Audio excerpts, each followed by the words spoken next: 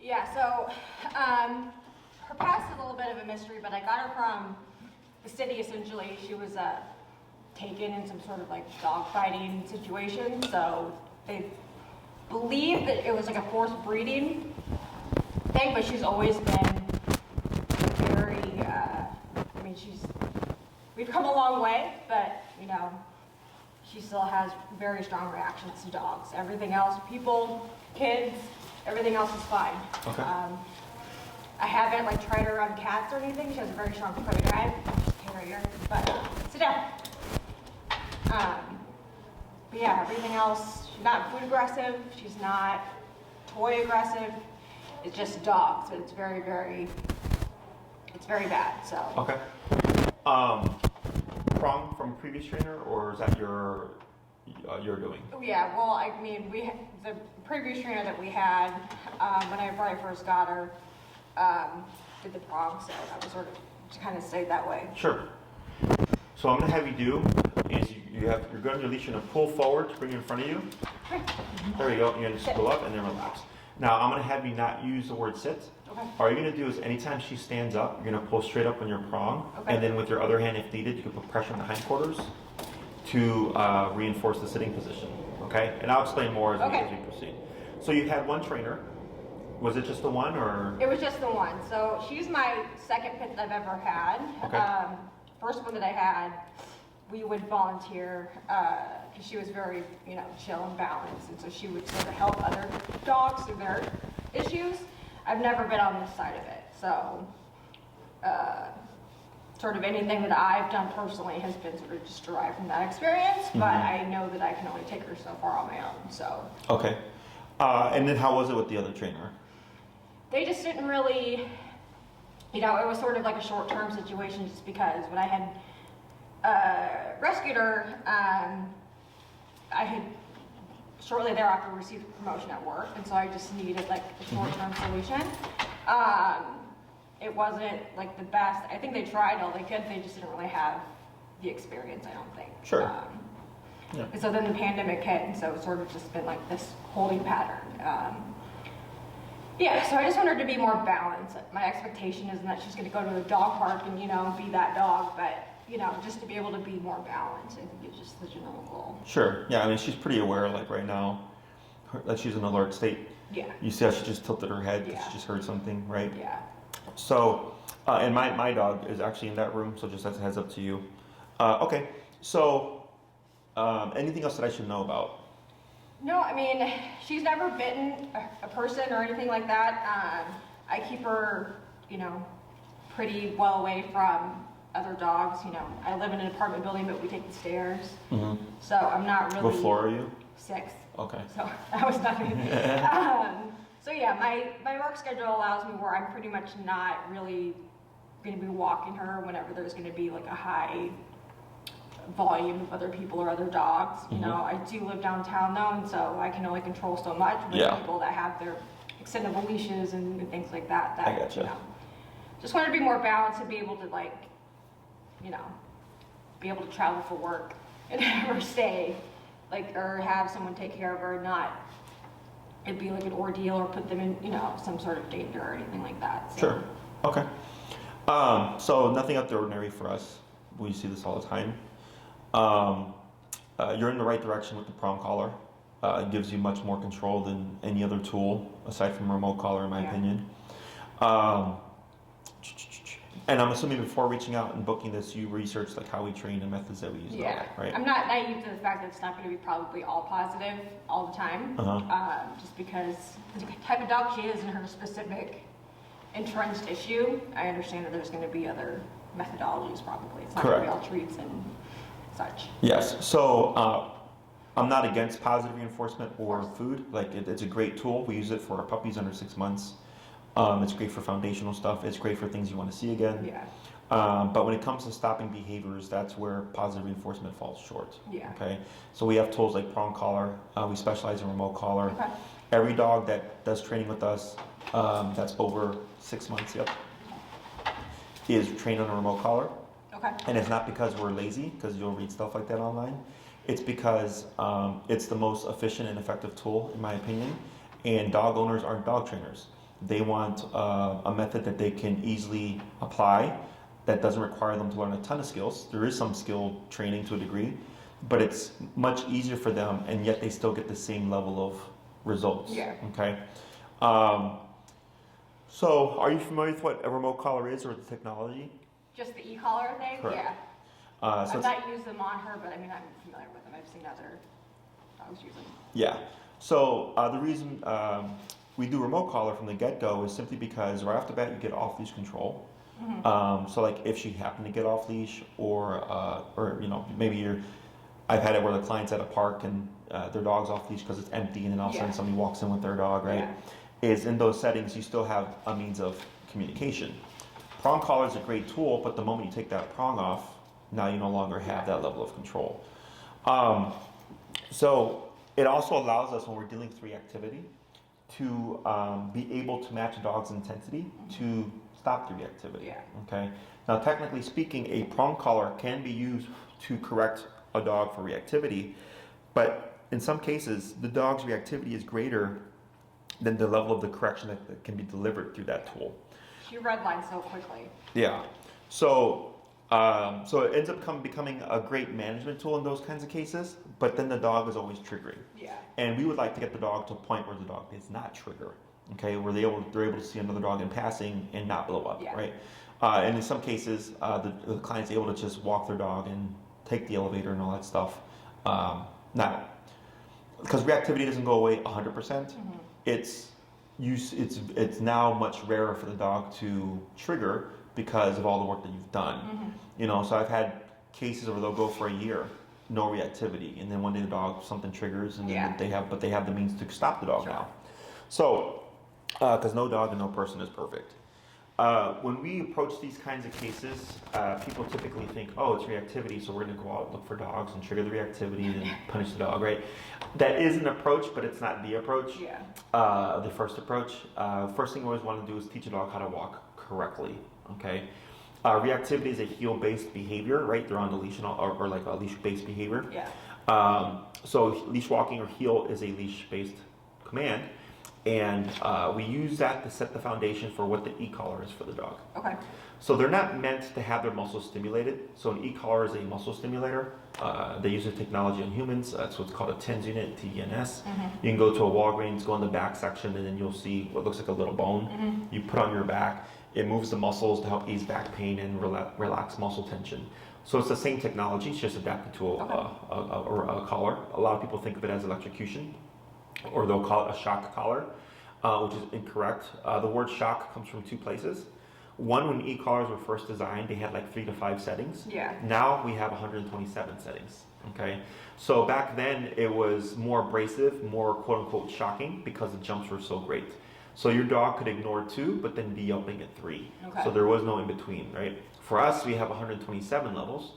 5 and 127 would be the same. We just happen to have 122 more divisions.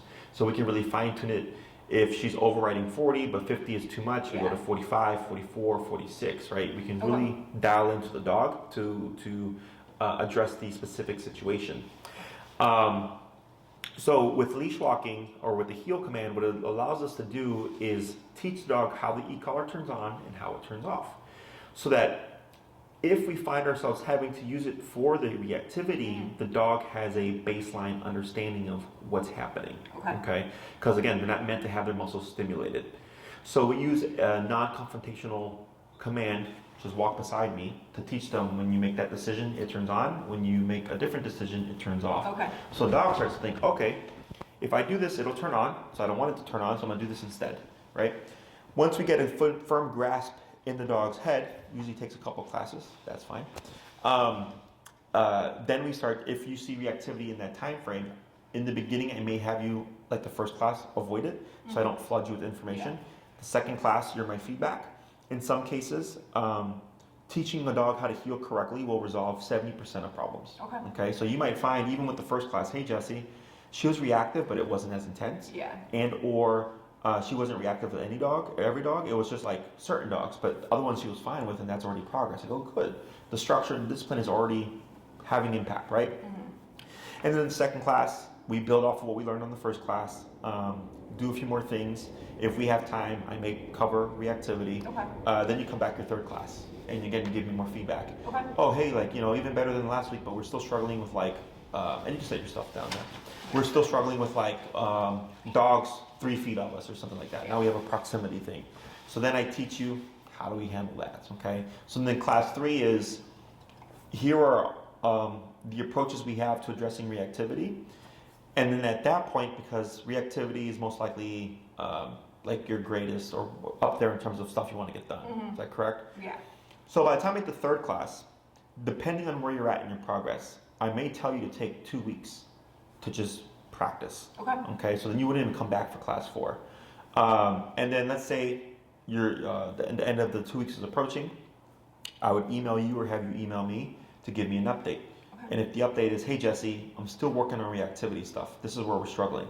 I would say, try this stuff. Okay. Okay, and I would email you and I would tell you don't book for class number 4 until we get this out the way. Okay? Because reactivity is very straightforward. Yeah. Once you understand how to stop it, it's just a matter of what do we need to do to stop it.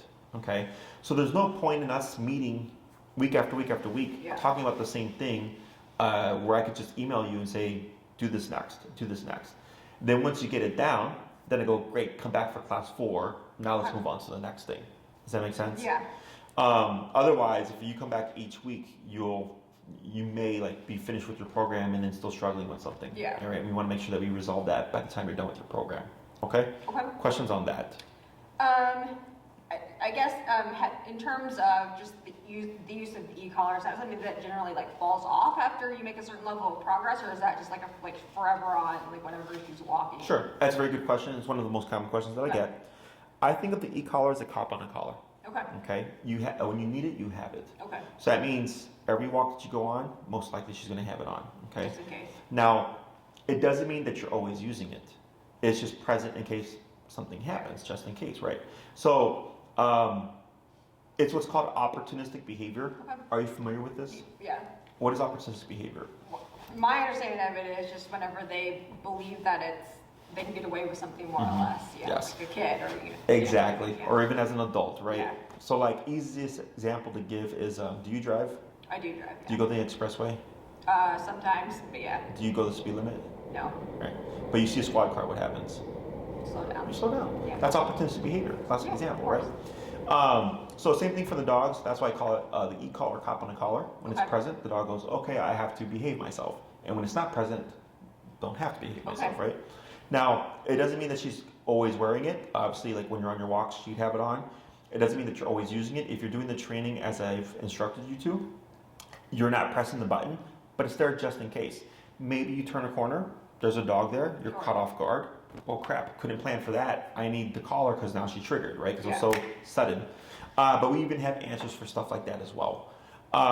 So it's kind of like once in a blue moon something happens, it's okay, you got your collar. Right. Or let's say somebody's dog is off leash and it's not your dog, it's their dog, and they're running straight at you, right? Now you have a means of regaining control even in a situation where you may not have control, right? So inside the home, if you have a great dog, don't need it. Yeah. When guests come over, if she's a great dog, you don't need it, right? Other dogs. Exactly. So it's only really when you're outside where you may be walking her, and or like let's say you decide you get so advanced or far in your training that you can take her and let her run around off leash in the field by herself, right? Which would require a recall, which we can also teach. Does that make sense? Yeah. Other questions? I guess in terms of just like she has a dog walker. I mean, so the walker that I've used hasn't been an issue because I've been at home, but in the past, the walker that who's very used to her and knows how to handle her. But just transferring that knowledge about how like her reactivity and all of that is an area where I basically just haven't taught anyone else how to beat around her because I will just walk her myself. So when it comes to transferring the training, dog walkers, yes, it can be done. Okay. The issue that you may come across is if you have a dog walker for like a company, a lot of companies won't do it because of they're against the methodology or whatever other reason, okay? If you're working with a person who it's like their own dog walking business and it's just like a solo type person, they're more likely to do that training for you because it's their business. So then it's just a matter of teaching them how to use the tool, okay? Now, With the e-collar, let's say her level is 60 out of 127, which is half the power, okay? But that's what she needs, and when you operate at 60, she's a great dog outside, no reactivity. And then you teach it to your dog walker, but then your dog walker feels uncomfortable at 60, and maybe they use it at 30, Okay. right? What's gonna happen, do you think? He's not gonna have control over her. Exactly, because operating at half the power that she needs, right? So then that's another part where it's they're doing the training, so to speak, but they're not following through to what the dog needs, which causes the dog to act up with them. Yeah. Okay. Now you can also have a dog walker that does none of the training, and it won't impact her behavior with you. Right. Okay, because dogs learn by association. Yes. So she's thinking, okay, mom is strict now. Mom will give me consequence. But my dog walker, not so much. Yeah. So I'm going to behave with mom, but not my dog walker. Okay. But it's not like she's going to misbehave with the dog walker, and then start misbehaving with you. She's going to shift and go like, I'm walking with mom. I need to behave. Okay. That's kind of how it is now, where she knows that I'm not gonna let her get away with something, but Correct. yeah, she doesn't do as well with other people. Correct.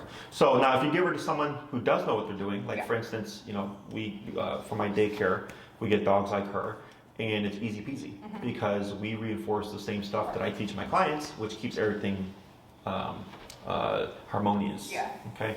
So, but they don't have to. It won't impact your training. But if they did, it just helps you because now all the rules are the same. Okay. But that is, in my experience, something that owners have kind of come across. Yeah. Is either big companies won't do it, individually owned companies will, but then there's no guarantee that they'll be fully comfortable with using the tool as she needs it. Okay. Okay.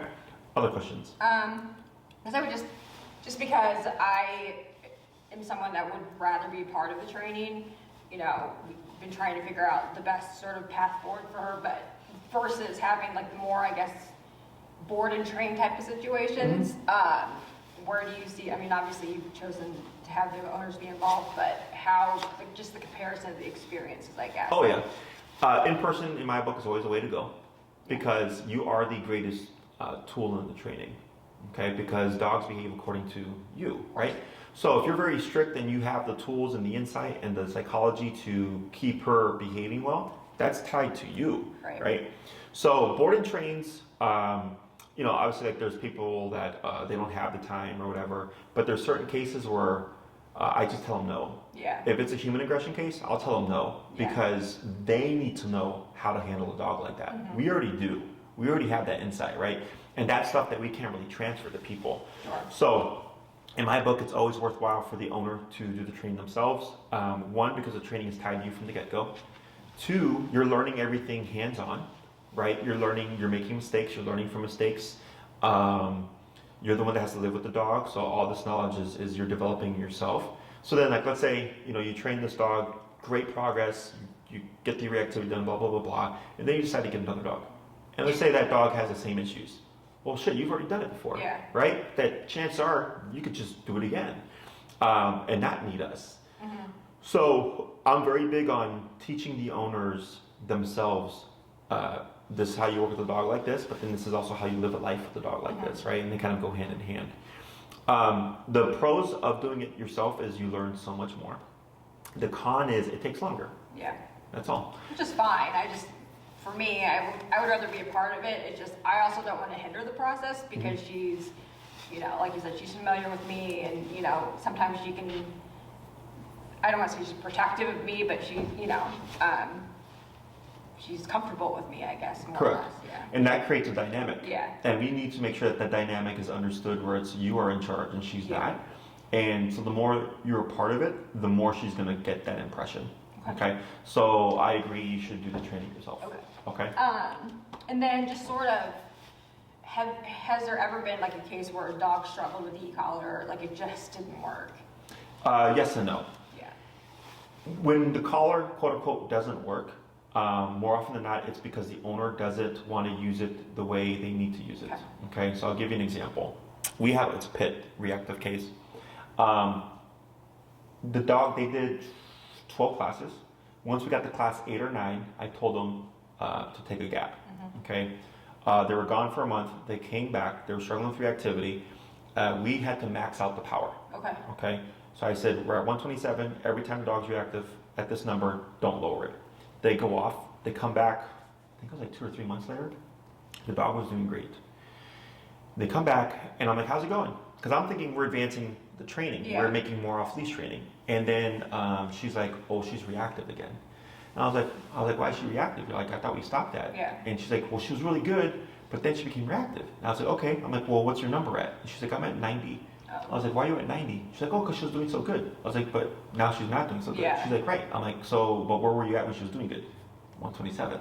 So I was like, so why did we go to 90? Yeah. So the human component goes, well, if my dog is doing so well, I don't need to do this anymore. Okay. So she lowered it. But then the dog learned we're not at this level anymore. Yeah. So the dog regressed.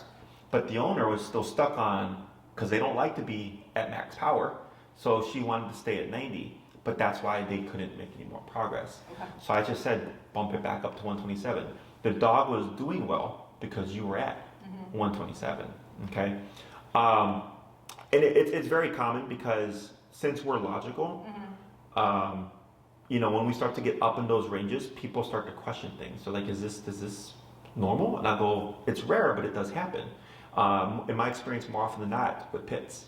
Okay, because with pitties, they were bred for fighting. They're bred to withstand physical discomfort and pain. High pain. Yeah. Yeah. So I get at least at this point 2 to 3 dogs a year, where it's they end up needing that much power, and as long as the owners follow through with it, they make good progress. Okay. Other cases would be, for instance, like a 150-pound Rottweiler. Yeah. Because they're so big Yeah. that they'll override the collar, and in those cases we need 2 collars.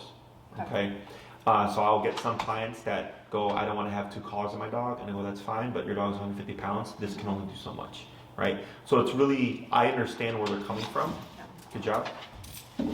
Because you know, not wanting to put 2 e-collars on a dog, but it's a 150-pound dog. It's like twice your dog's size, right? And in the very, very rare case where it's just the dog is genetically a screw up, right? And there's only so much that we can do because a lot of it is just how they're made up. But more often than not, when the owners follow through, we make greater progress, okay? Yeah. Does that make sense? Yeah.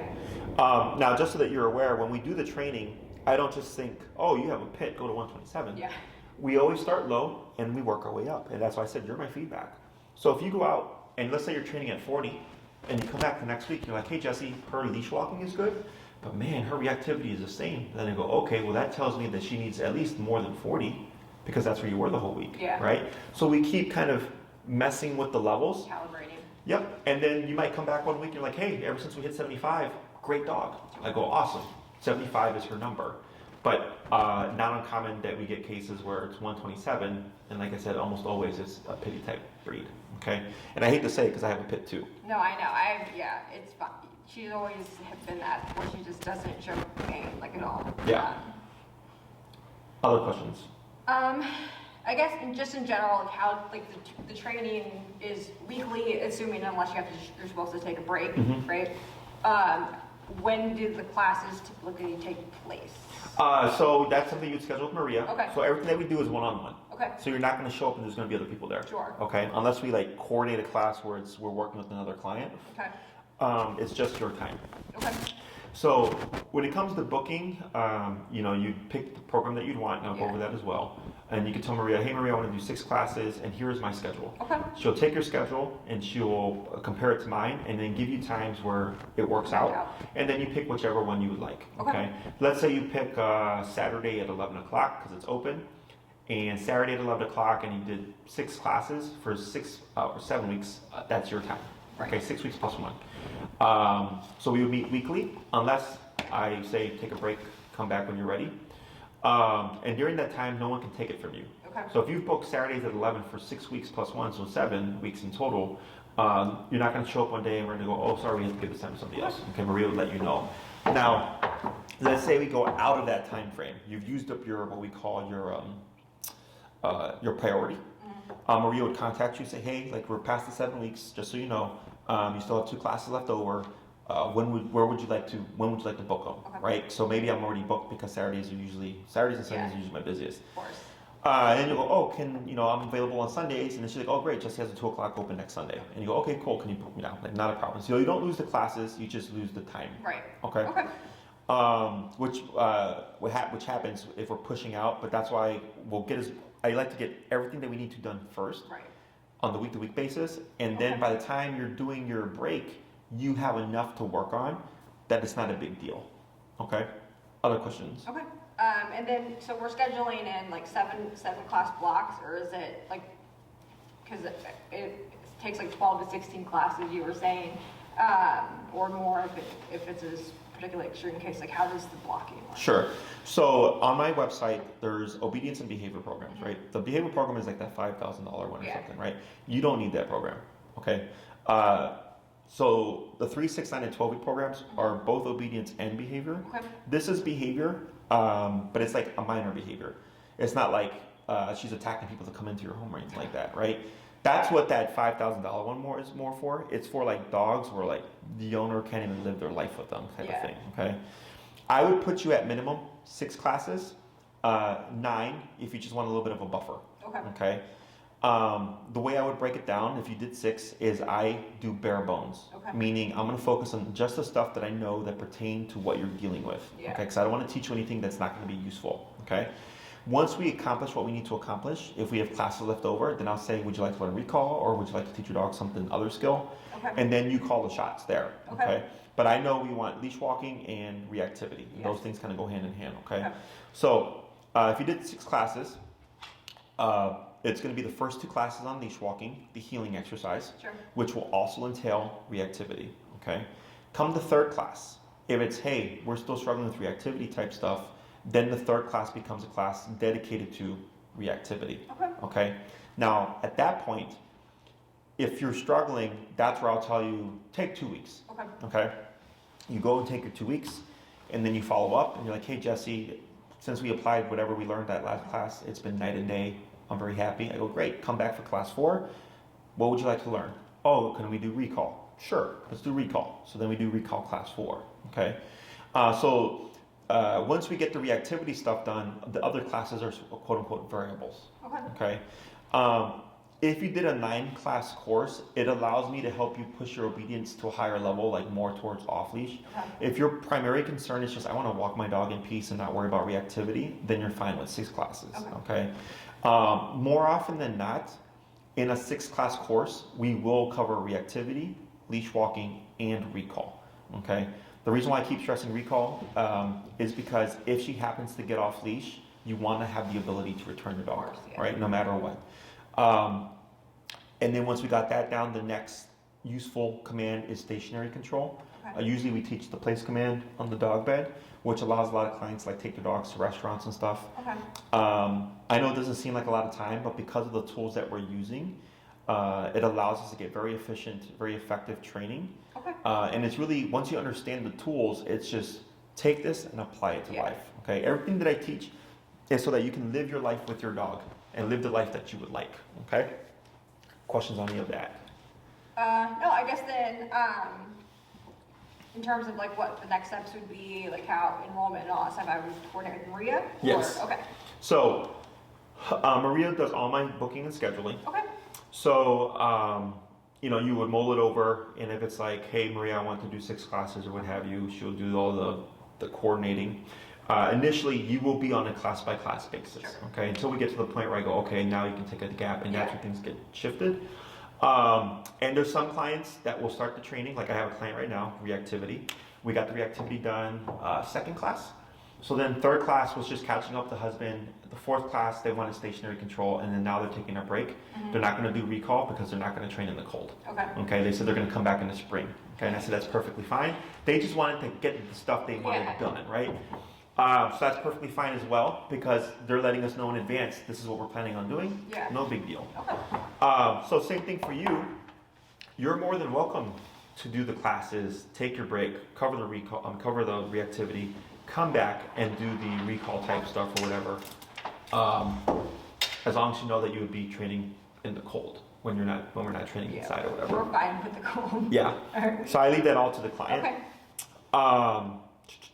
And then the reason why we do the 6, like if you do 6 classes, 6 plus 1, So it's every program, it's the number of classes plus one as a variable for the client in case they get sick, something happens, they have to cancel. Yeah. If you cancel outside of 48 hours, no big deal. Maria updates my calendar, you don't lose the class. If you cancel within 48 hours, we give everybody a cancellation, a free cancellation, because it happens. If you cancel within 5 hours of your class, it just counts as a class because it's too close to the time that we can't adjust it. So then I'm sitting there with the dead hour. Yeah, no, I get that for sure. But otherwise, as long as you're canceling with giving us plenty of heads up, you won't lose your class. It'll just get pushed back, and that's why we give everybody that extra one just in case. And if you decide to do 6 and then decide, oh wow, this is going great, I want to teach my dog even more, you can add on more classes. But we don't prorate programs. Right. So if you did 6 and then decided to add 3, we don't charge the difference. It would just be the cost of 3. Okay. When you commit up front and say, hey, I want to do 9, you get the cheaper per class rate because you're saying, I want 9 classes from you. Okay. Other questions? I think that's pretty much it. When it comes to the training also, because like right now I'm training here, during the spring or after the rainy season, we do move training to Oz Park, which a lot of people like because we're out in the elements, we're out with dogs and stuff, and I work you through it real time. Okay. So I don't need to touch your dog. All the training is done by you. I'm simply present with you. Okay. So it's verbal instruction. I coach you through everything. Which is nice because it's all hands-on for you, and again, your dog ties everything directly to you. So if you'd like to get the most out of it, you could book your training in the spring, summertime, so that this way you're in the middle of everything. Otherwise, we do the best that we can here. Okay. So if you're just like, no, I need to get this done, we would do training here, and then if we need to create a controlled context, we can always bring a dog into the picture to see if it'll trigger her reactivity. Okay. So, for instance, I have a case right now. They were struggling with reactivity and they wanted to book a class with another dog, but I told them to use a prong collar because they kept putting it off. So they're doing prong and e-collar. And then she sent me an email and said, hey Jesse, I don't know why it took so long to get this prong collar. It's been night and day with it, with the e-collar. And I was like, that's exactly why I didn't want you to do the class, because it would have been a waste of a class. Okay. So I try to, there's some stuff that's very simple that I'll just say, do this first. Okay, so that this way when you come back for the class, if you did it and it didn't work, at least I know that's not an option anymore. And we don't waste the class trying to figure that stuff out. Other questions? I think that's really it for now. So I'm looking to make a decision probably before the weekend is up. Sure. If you would like to get an example of what the training looks like on our website, did you see any of the training videos that we I did. I watched them. Like Lake, the Pity? So Lake's a good one. There was Birdie, who they came up from Texas to train with us, who was also a reactivity case. That gives you kind of an idea of how things progress. Do keep in mind that I can only take you as far as you're willing to go. So as we're working through things, if we end up coming to the conclusion of like, wow, she's one of those dogs that needs max power. If you don't, follow the instructions, well, I can't help you progress. But again, remember, we always start low. We work our way up, because this way, if we end up finding ourselves there, where it's like, oh wow, we have to max up the collar, you already know in your head, we did everything else, right? So you're kind of, in a sense, validated, because you're like, we tried everything below 127, and it just didn't stop her, and that's why we're here, okay? Even though in my head, I get these cases, and I can see it from the get-go, like, this dog's probably going to need max power, the owner needs to see and understand why. With the process, because if I just go there, they're more likely to just think like, okay, you're just some asshole that puts the collar. Shock dogs, exactly. So we always want to make sure that the people understand the process and why it's happening the way it is. So it's a very much common sense and logic based, and it doesn't take a ton of skill on your part. We will teach you everything that you need to know. Other questions? I think that's really it. No. Good. Trying to think here. She's pretty mellow right now, so this is, for a long time, like, I wouldn't even be able to bring her in here with all the smells and everything for her to be able to, like, lay down and everything, so. We've made some progress, we just need to. That last little stretch. We need some help for the rest of it. That's all. I've been doing this, going on 12 years now, I think. And I went into dog training with the intention to work with dogs like this. So for me, it's just a day in the office. There's at this point not anything that I've not seen. So for me, it's just you know, reactive pity, usual stuff. So yeah, so I'll put you at either 6 at minimum, 9 maximum. 12 is for the person that wants a fully off-leash trained dog. Okay, so if it's like, I just really want to control this reactivity and, you know, like maybe get a couple other things, 6, 9 is perfectly fine. 12, like people come in, they're like, I want my dog to be the best trained dog there is. They go, okay, well now you're up there in that 12 weight class range. And then the $5,000 behavior program is for dogs that are human aggressive, that are like crazy. So you're not in that category. She's not human aggressive whatsoever. Yeah. And then if you'd like, if needed, dogs that have trained with us are more than welcome to use our daycare and boarding services. So if you ever have to travel, if they've trained with us, they're not required to do daycare regularly because it's the same psychology in terms of handling and stuff. We always do recommend that people do the evaluation process, which is to acclimate your dog to our environment before just dropping them off here for an extended stay, because dogs do stress out. My staff, of course, reinforces everything here that we would teach you. So, like, if she became reactive, they would correct her. They also reinforce the training and all that stuff. Dogs do treadmill time, duration work, which is go to the bed and chill out for a bit. If they're dog social, they'll play. Otherwise, they'll do one-on-one time. And then there's decompression time in the kennel. So it's a number of things that they do throughout the day. And then, like, for dogs that have not trained with us, they are required to do daycare at least once a week, so that they just keep to our structure. So on a busy day, we'll have about 70 dogs here, but it's quiet because we run a structured kennel here. So if you ever have to travel or anything like that, and you need someone to take her, we would be an option for you as well. Okay. Any other questions? No, I think that's it. If there's anything that you may have forgotten to ask, feel free to email Maria. If it pertains to me, she'll ask me and I'll get back to her. Otherwise, she can help you with any other questions. In terms of the e-collar, I would just put it in the Dr. Black edition. Maria will send you the information as well. You can get it from us, you can get it from Amazon, you can get it from the company directly. I don't care where you get it from. I do care that you get the correct collar. Okay. Do not get it off of Chewy, because Chewy has been selling the wrong collar to people. Okay.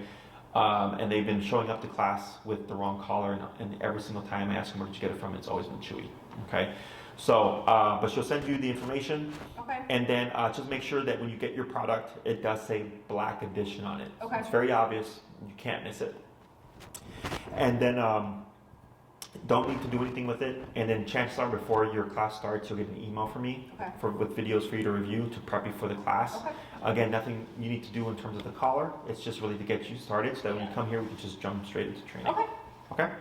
Anything else? No, I think that's it. Thank you. You're welcome. I'll go and help you downstairs.